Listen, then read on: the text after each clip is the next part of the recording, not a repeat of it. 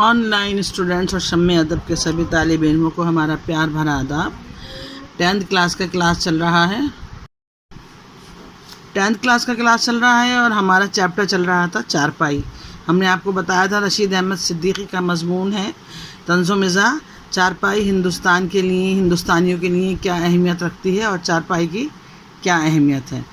تو ہم نے اس کا آپ کو بتایا تھا شارٹ میں، اور ایک یہ لکھوایا تھا کہ ہماری ہندوستان کی آب و ہوا تمدن، معاشرت، ضرورت، اعجاز کا سب سے بھرپور نمونہ ہے، اور ہم ہندوستانیوں کی مانند ڈھیلی ڈھالی، شکستہ حال، بے سر و سامان، لیکن ہندوستانیوں کی طرح غالب حکمراں کے لیے ہر قسم کا سامان راحت فراہم کرنے کے لیے آمادہ، کوچ اور صوفے سے دلدادہ اور ڈرائنگ روم سے کے اصیل اس راحت و عافیت کا کیا اندازہ لگا سکتے ہیں جو چارپائی پر میسر آتی ہے۔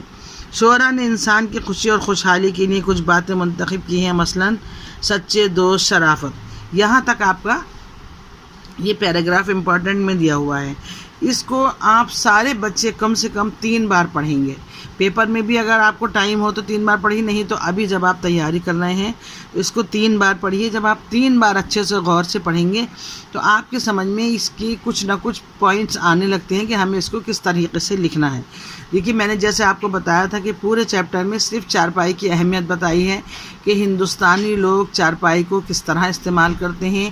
ان کی کل کائنات وہ ایک 4 فٹی چارپائی ہوتی ہے جو تمام دنیا یا مغربی تہذیب کے لوگ پوری کوٹھیاں بنا کر رہتے ہیں، ڈرائنگ روم، بیڈ روم، اس ہندوستانی ہر کام اس چارپائی سے کرتا ہے۔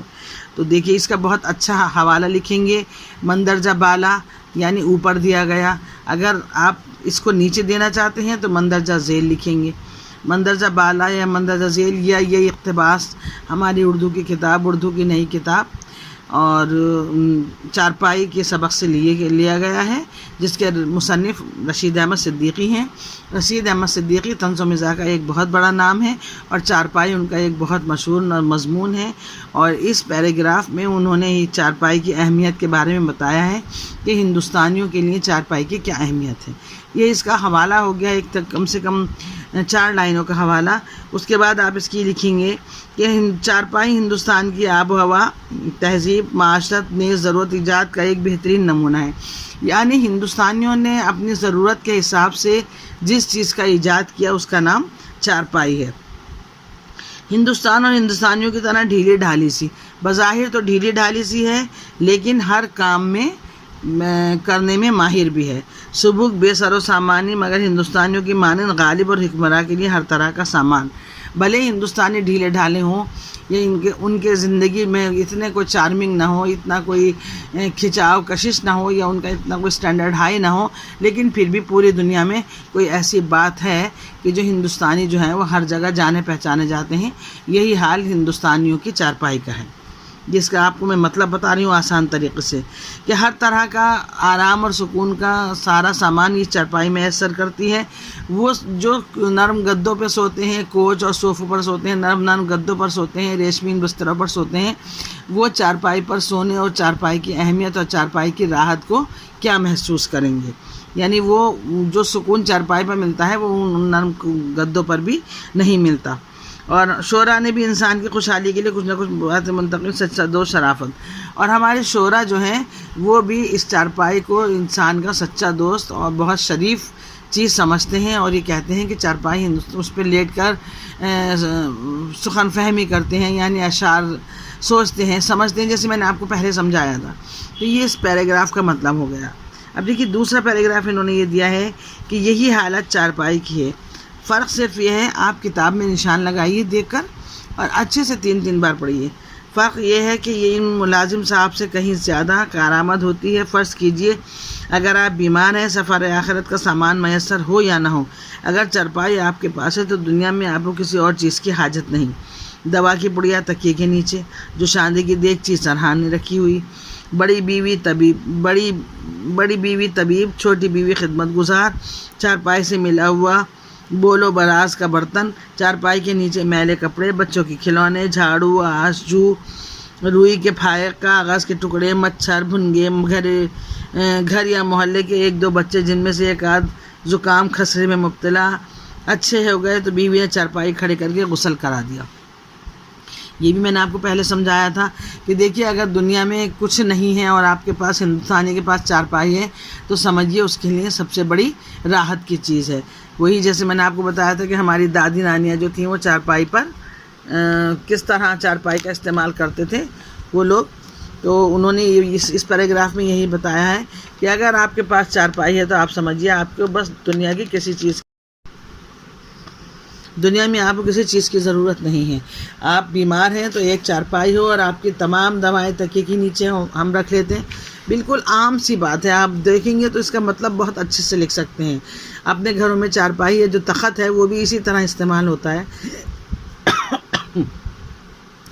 کہ اس کے نیچے ڈھیروں سامان رکھ لیتے ہیں ہم لوگ گھروں کا۔ ہمارے اگر کوئی بیمار ہے تو اس کے ہاتھ دھونے کی بالٹی، اگر اس کا ٹوائلٹ پیشاب کا جو بھی ہوتا ہے سسٹم وہ بھی چارپائی کے قریب کر لیتے ہیں۔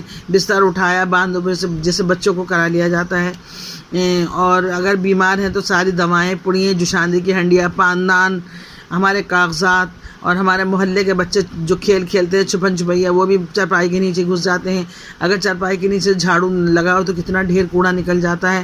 چارپائی کے نیچے ہم برتن بھی رکھ لیتے ہیں، چارپائی کے نیچے بھونگے مچھر بھی ہوتے ہیں، چارپائی کے نیچے کھانے پینے کی چیزیں بھی پڑی ہوتی ہیں، اور یہ سب جو ہے اگر آپ اس کے بعد صحت مند ہو گئے تو یہی چارپائی آپ کے لیے غسل خانہ بن جائے گی، اور اس کو کھڑا کر کے آپ کو غسل صحت دے دیا جائے گا۔ تو ہندوستانیوں کے لیے چارپائی کی کیا اہمیت ہے اس چیپٹر میں بہت اچھے طریقے سے بتا دیا گیا ہے۔ جو بھی اس کا پیراگراف آئے، کہیں سے بھی آئے، اب دیکھیے چیپٹر بھی لمبا ہے۔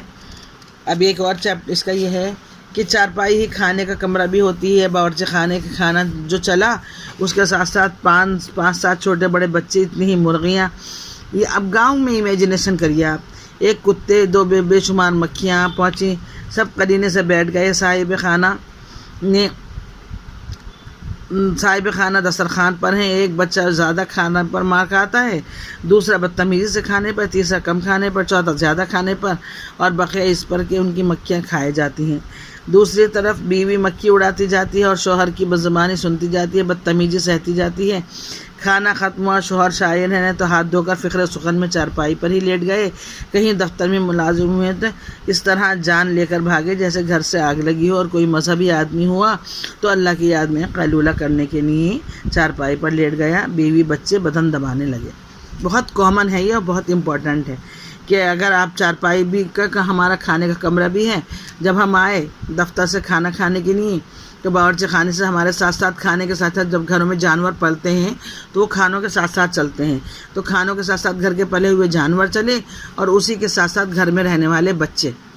ظاہر ہے کہ جوائنٹ فیملی میں یا بڑی فیملی میں یا جس وقت یہ مضمون لکھا گیا گھر میں ایک دو نہیں 5 7 7 بچے ہوا کرتے تھے، تو وہ سارے بچے چلے اور سب لائن سے بیٹھ گئے اپنی اپنی جگہ۔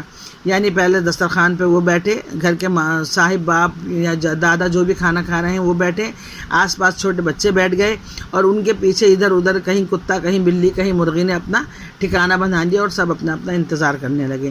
اب جو صاحب ہیں گھر کے مالک جو ہیں وہ کھانا بھی کھاتے جا رہے ہیں، بیوی بیچاری پنکھا جھل رہی ہے اور کھانے کی مکھیاں اڑا رہی ہے، اور وہ کھانے کا نقص نکالتے جا رہے ہیں اور بیوی کو برا بھلا بھی کہتے جا رہے ہیں، اور بیوی سنتی جا رہی ہے۔ اور جو 4 7 5 6 بچے بیٹھے ہیں، سب کے کھانے کا انداز الگ الگ ہے، تو ہر ایک کو ڈانٹ بھی کھلاتے جا رہے ہیں۔ یہ سب کہاں پر ہو رہا ہے؟ چارپائی پر بیٹھ کر، کہ کوئی تو زیادہ کیوں کھا رہا ہے، تو کم کیوں کھا رہا ہے، تو گرا کیوں رہا ہے، تیری ناک نکل رہی ہے اور تیرا کھانا گر رہا ہے، اس طرح کی آوازیں برابر آ رہی ہیں، اور ساتھ ساتھ جو ہڈی چسی ہوئی بوٹی جو گرا ہوا سب کچھ ہوا، وہ جو آس پاس جانور ہیں، کتا، بلی، مرغی، وہ سب کھاتے جا رہے ہیں۔ اس کے بعد جب کھانا سمٹ گیا تو بیوی نے وہیں ہاتھ دھلوا دیے۔ اگر وہ شاعر ہوئے تو وہ وہیں لیٹ گئے اور انہوں نے شعر گوئی کیا یا شعر و شاعری کی طرف اپنا رجحان پیدا کر لیا۔ اور اگر کوئی دفتر کے ملازم ہوئے تو وہ دفتر کی طرف بھاگے فوراً، ایسے جیسے گھر میں خدا نخواستہ کوئی حادثہ ہو گیا ہو۔ اور اگر کوئی مولانا ہوئے تو انہوں نے اللہ کی یاد میں قیلولہ کرنے، قیلولہ کہتے ہیں کھانے کے بعد تھوڑی دیر لیٹنے کو، تو وہ کھانے کے بعد تھوڑی دیر لیٹنے کی سنت ادا کرنے کے لیے چارپائی پر لیٹ گئے۔